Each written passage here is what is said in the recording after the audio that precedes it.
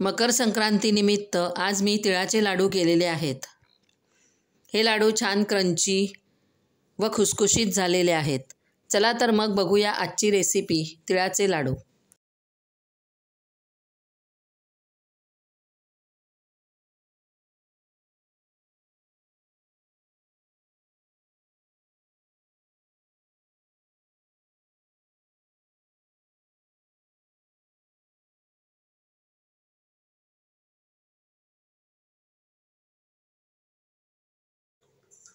आजची आपली रेसिपी आहे तिळाचे लाडू।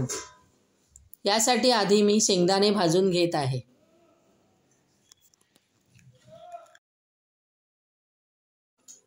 या लाडवामध्ये मी आता डिंकाचा वापर केलेला आहे।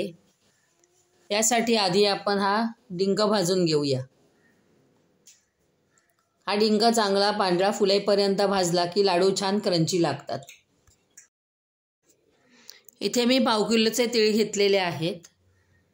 हे तीळ आता चांगले कुरकुरीत असे भाजून घेऊया।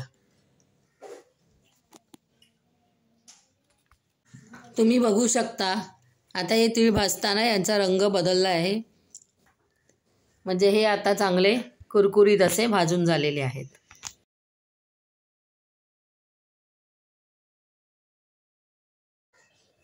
आता मी सुकं खोबरं थोडंसं गरम करून घेत आहे।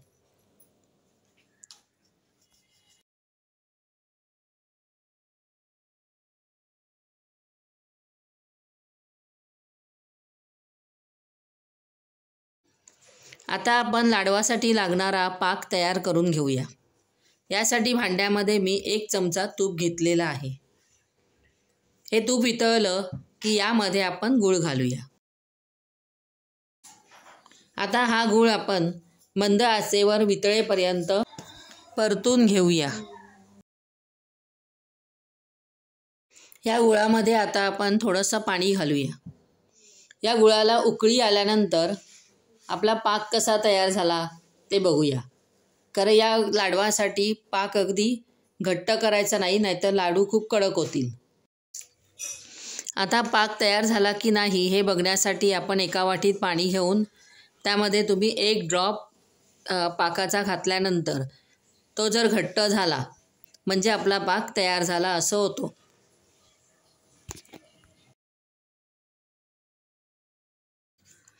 पाक तयार झाल्यानंतर या पाकामध्ये आपण भाजलेले तीळ, भाजलेली चण्याची डाळ, शेंगदाणे, डिंक व सुकं खोबरं घालूया।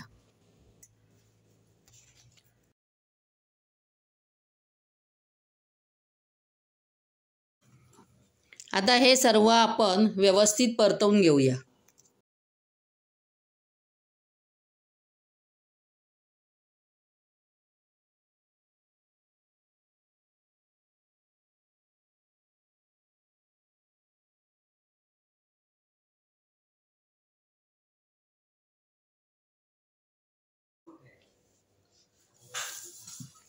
आता हे सर्व मिश्रण व्यवस्थित मिक्स झालेलं आहे। आता याचे आपण गरम गरम लाडू वळून घेऊया। हे लाडू गरम असतानाच वळावे लागतात, नाहीतर मग ते नंतर कडक झाल्यानंतर वळणाला येत नाहीत। अशा प्रकारे आपण सर्व लाडू तयार करून घेऊया।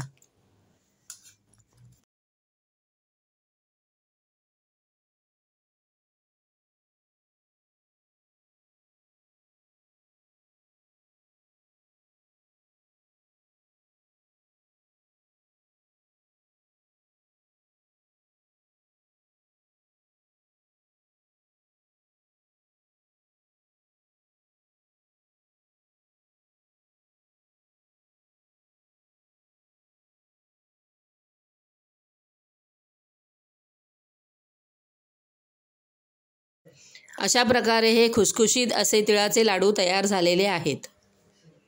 तुम्हीही करून बघा। तुम्हाला आवडल्यास माझ्या चॅनलला लाईक, शेअर व सबस्क्राईब करायला मात्र विसरू नका। अशीच एखादी छानशी रेसिपी घेऊन आपण पुन्हा भेटू। तोपर्यंत बाय अँड थँक यू।